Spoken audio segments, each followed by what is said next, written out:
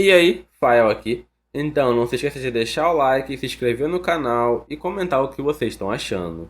A história começa com o protagonista lembrando o conselho de seu pai: viva pelo clã. Ele se recordou disso no meio de um campo de batalha, entendendo que significava que ele não deveria desejar nada para si mesmo e deveria permanecer ao lado de seu irmão como uma sombra. Ele estava de joelho com sangue escorrendo por seu rosto, observando por vários cavaleiros.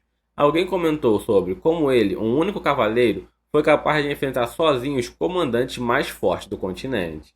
O campo de batalha estava repleto de cavaleiros caídos, mas um comandante e vários cavaleiros ainda podiam lutar. O comandante inimigo o chamou pelo nome, Kanan Vert. Em resposta, Kanan pronunciou o nome do comandante, Boris. Boris tinha um olhar presunçoso no rosto. Do nada, Kanan puxou sua espada e perguntou a Boris quem o fez fazer isso com ele. Uma aura cercou o corpo de Kanan, enquanto ele perguntava se havia sido o imperador. Boris cobriu o rosto com o braço, comentando que a névoa negra de Kanan era nauseante. Testemunhar esse poder confirmou os rumores de que Boris havia ouvido. A aura de Kanan se tornou mais poderosa e Boris o chamou de assassino de Mist, uma organização sombria para os Cavaleiros da Luz. Boris planejava relatar aos seus superiores que havia eliminado um ser impuro afiliado aos pagãos. Kanan respondeu que Boris deveria fazer isso, apenas se ainda tivesse uma boca funcionando após a batalha, ameaçando que Boris não teria um único dente quando a batalha terminasse.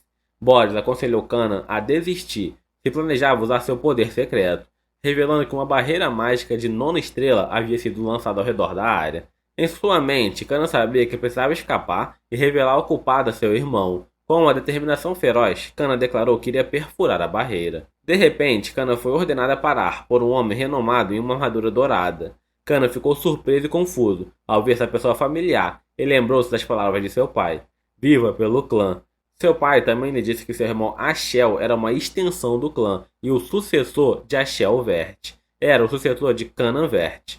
Um homem em armaduras douradas com cabelos louros olhou fixamente para Kanan. Naquele momento, Kanan percebeu o verdadeiro culpado por trás de tudo. Ashel expressou que Kanan havia cumprido bem suas obrigações pelo clã, pelo povo e por ele. Nosso protagonista sabia o que aconteceria a seguir.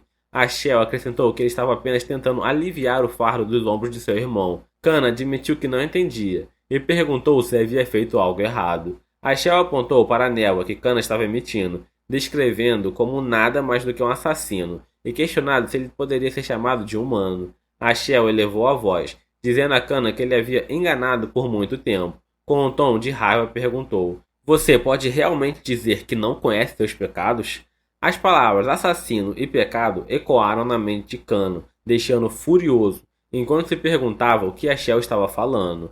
A luta pela sucessão dentro do Império, o ataque dos exércitos do Rei Demônio e a guerra para unificar o continente. Kanan ajudou em tudo isso porque, para ele, servir seu irmão era sua vida. Ele socou o chão de raiva e lentamente se levantou, pensando em como Ashel estava agora o abandonando. Uma aura escura começou a emanar de seu corpo, alimentado por sua fúria. Sua névoa se intensificou, enquanto ele pensava em como havia trabalhado como um cão sob Ashel por 20 anos. O sangue começou a se acumular em seus pés, mas ele não se importava se seu corpo inteiro se desintegrasse. Decidiu dar tudo o que tinha, mesmo que isso significasse destruir Ashel. Sua névoa vermelho-carmesim cobriu toda a área, pintando o céu de vermelho. Os cavaleiros ficaram chocados ao ver que ele ainda tinha tanta mana. Era impossível para um humano. Kanan narrou que o herói estava tentando matar seu irmão, mais novo, apenas porque tinha medo. Ele perguntou a Ashel se ele não tinha vergonha de si mesmo. Isso deixou Ashel furioso, com veias parecendo do seu rosto. Kanan avançou sobre ele, com uma velocidade incrível, atacando continuamente, enquanto Ashel tentava desviar usando sua espada. Kanan desejou apenas uma chance. Apenas uma seria suficiente. A luta continuou, com Kanan buscando a oportunidade de apunhalar o ponto fraco de Ashel e impedi-lo de se regenerar. O ataque de Kanan encontrou uma barreira mágica, algo que não estava esperando. Ele viu que Boris estava ajudando Ashel. Ashel chamou Kanan de pobre desgraçado e o apunhalou no estômago, fazendo Kanan deixar sua adaga cair. Ashel lhe disse que queria dar a ele uma morte sem dor, já que são irmãos, mas Kanan havia mostrado suas verdadeiras cores. Ashel revelou que sempre soube que Kanan era um demônio, desde o início, e acrescentou que era uma coisa boa ele nunca ter confiado nele desde o começo. A expressão de Kanan mostrava o quanto ele estava com o coração partido. A Shell chutou Kana para remover a sua espada de seu corpo e o deixou caído no chão. O sangue de Kana se espalhou por baixo dele, lembrando uma cena de Solo Leveling. Ele se perguntou se esse seria seu fim, comentando sobre o quão tola sua vida tinha sido, enquanto lentamente começava a perder consciência. Chamou a si mesmo de estúpido, mas de repente se viu correndo atrás de Ashel. Sentindo sua presença, Ashel se virou bem quando Kana estava prestes a atacar. Kana soltou um grito alto, liberando todo o poder que lhe restava no ataque. Sua adaga estava a centímetros da garganta de Ashel, mas foi interrompida por uma força poderosa que o lançou para longe. Ele perdeu a consciência. Então ouviu alguém chamando. Jovem mestre Kanan. Ele acordou imediatamente, suando profusamente, recuperando o fôlego. A criada o repreendeu por dormir até tão tarde quando ele precisava se recompor, pois precisava se preparar. Ele ficou surpreso ao ver Emily e perguntou o que ela estava fazendo ali. Emily também ficou surpresa. Então ele percebeu algo. Tinham se passado 20 anos desde a última vez que ele a viu, mas ela se parecia exatamente como havia visto pela última vez. Ele notou o ambiente a seu redor e se lembrou de que era o quarto em que costumava viver, quando era mais jovem. Até a disposição dos móveis era a mesma. Ele pensou que talvez tivesse voltado a ser uma criança. Emily chamou sua atenção e perguntou se ele estava enrolando porque não queria ir para o treino. Ele instruiu a tomar uma decisão e ir logo. O jovem Kana não fazia ideia do que Emily estava falando e perguntou de que treino ela se referia. Kana olhou ao seu redor e tinha certeza de que estava de volta ao passado. Ele se perguntou se essa situação era o que chamavam de a vida passando diante dos olhos, pouco antes da morte. Ele se lembrou de 27 anos atrás, durante o ano da Fundação 985, em 1º de março. Foi um ano antes de eles entrar na academia. Todos os anos, o clã realizava uma sessão de treino em dupla, e seu pai, o Duque de Vert, que comandava o clã, comparecia ao evento, tornando um grande acontecimento. Seu oponente era Crans Vert, que tinha a mesma idade de Kana e era seu meio-irmão. A mãe de Crans, Margaret, era a esposa do Duque, então Crans recebia muito mais atenção. Apesar de ser o mais jovem, Kana era considerado um filho bastardo, e após ser zombado naquela luta, tornou-se motivo de risos para todos. O duelo foi o motivo pelo qual seu pai parou de lhe dar atenção também.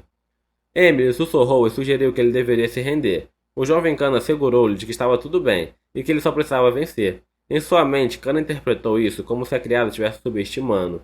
Kana percebeu algo estranho em sua arma, um florete. Ela parecia pesada e ele percebeu que sua força era a mesma quando ele tinha aquela idade. A sensação não parecia um sonho, nem uma memória da vida passada diante de seus olhos. Ele nunca tinha ouvido falar em um feitiço capaz de criar ilusões tão fortes, o que o fez se perguntar se realmente tinha voltado ao passado. Crans comentou sobre como seu irmão tinha fugido do duelo. Kana pensou que poderia ser sua chance de mudar o futuro. Ele olhou para seu pai, que declarou o início da luta. Crans o atacou primeiro, perguntando onde Kana estava olhando, confiante que acertaria sua espada nele. Kana ficou parado observando, e pensou como Crans era igual a um caracol. Ele mudou sua postura, surpreendendo Crans. Basicamente, Kana apenas deu um passo para o lado, fazendo com que Crans errasse. Isso irritou Crans, que acusou Kana de esquivar como um covarde. Mas antes que Crans pudesse fazer qualquer coisa, Kana atingiu sua mão fazendo a espada de Crans voar, e depois chutou a canela dele. Crans caiu no chão, segurando os joelhos de dor, gemendo alto. Sua mãe gritou seu nome, preocupada. Kana pensou que agora, se ele colocasse a espada na garganta de Crans, o duelo estaria acabado. No entanto, segurando sua espada, Kana pensou que isso não era o suficiente. Ele se lembrou de como naquela idade, Crans sempre o intimidava por diversão, e que a intimidação continuou na academia também. Então Kana pensou que precisava realmente esmagar Crans, para que ele nunca tentasse algo assim novamente. Kana decidiu que nesta vida, ele abriria um caminho por conta própria. Crans estava aterrorizado, com lágrimas correndo pelo seu rosto. O resultado do duelo foi que Crans perdeu. O Duque ordenou que Kana fosse vê-lo, até mesmo liberando sua agenda, o que fez Kana se perguntar se a vitória do duelo realmente era tão impressionante assim. Um cavaleiro de alta classe, Yulen, diretamente afiliado ao Duque, estava até mesmo o escoltando. No caminho, Kana encontrou Margaret no corredor. Parecia que ela havia falado com o Duque sobre seu filho. Kana sorriu, quando viu que ela parecia ter pisado em algo desagradável. Ele perguntou se Crans estava bem, o que a deixou furiosa. Ela o repreendeu, dizendo que era audacioso da parte dele fazer tal pergunta, depois de ter espancado seu irmão daquela maneira, chamando de insensível. Ao passar por ele, ela murmurou que era por isso que ele era um bastardo. Com um sorriso diabólico, Margaret continuou dizendo que tal mãe, tal filho, e que sua mãe era uma mulher suja. Ela disse que ele deveria estar nas ruas, implorando por comida. Em vez disso, ele estava ousando lutar quando deveria apenas ser grato. Kana olhou para trás com uma intenção assassina. Ela havia cruzado a linha. Ele ponderou se deveria simplesmente matá-la, mas se conteve. Um sorriso surgiu em seu rosto. Ele sabia melhor do que ninguém como fazê-la sofrer. Ele planejava torturá-la lentamente, dolorosamente devagar. Ele perguntou se ela estava ciente de que ele iria para a academia junto com Crunch. Ela perguntou qual era o ponto dele. E ele disse: tenho certeza que você quer que seu filho retorne com todos os membros do corpo, certo? Acho que você não está se preocupando com ele, hein, Duquesa? Isso a irritou ainda mais. Ela estava prestes a dar-lhe um tapa, chamando de pedaço vulgar de lixo, mas o braço de Yulin protegeu Kana. Yulin pediu desculpas à Duquesa, explicando que o Duque havia chamado Kana com urgência, então eles tinham que ir. Com uma expressão séria, ele disse à Duquesa que eles estavam indo. A Duquesa permaneceu em silêncio. As ordens do Duque eram absolutas. Kana espiou por trás de Yulin e riu. Ele estava sendo protegido pelo cavaleiro guardião, que não se submeteria nem mesmo à esposa do Duque. Ele pensou em como Yulin era confiável e agradável. A porta se abriu e o Duque lhe disse para entrarem. Kana entrou na sala e cumprimentou o Duque. Em sua mente, ele lembrou que fazia 15 anos desde a última vez que eles se encontraram cara a cara.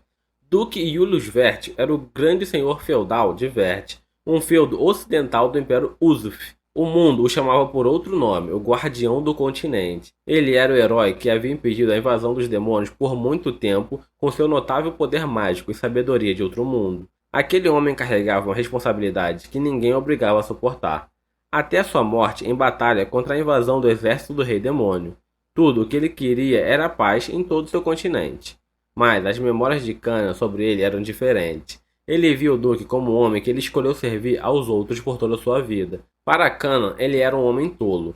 O Duque comentou sobre como os olhos de Kana haviam seguido precisamente a espada e como ele havia desviado. Kana ficou confuso. O Duque explicou que, no momento em que Crunch correu para ele, Kana olhou diretamente para o caminho da espada, balançando, e girou seu corpo para desviar dela. O Duque perguntou quando ele havia aprendido a manejar uma espada. Kana pensou que, como sempre, o Duque era perspicaz. Ele respondeu que não diria que realmente aprendeu. Em vez disso, revelou que praticava todos os dias por conta própria. O Duque pressionou por mais detalhes, sabendo que Kana nunca havia mostrado interesse por esgrima. Ele perguntou a Kana por que havia escondido habilidades tão excelentes. Kana ficou envergonhado ao responder que não queria chamar a atenção, mas o Duque não se convenceu.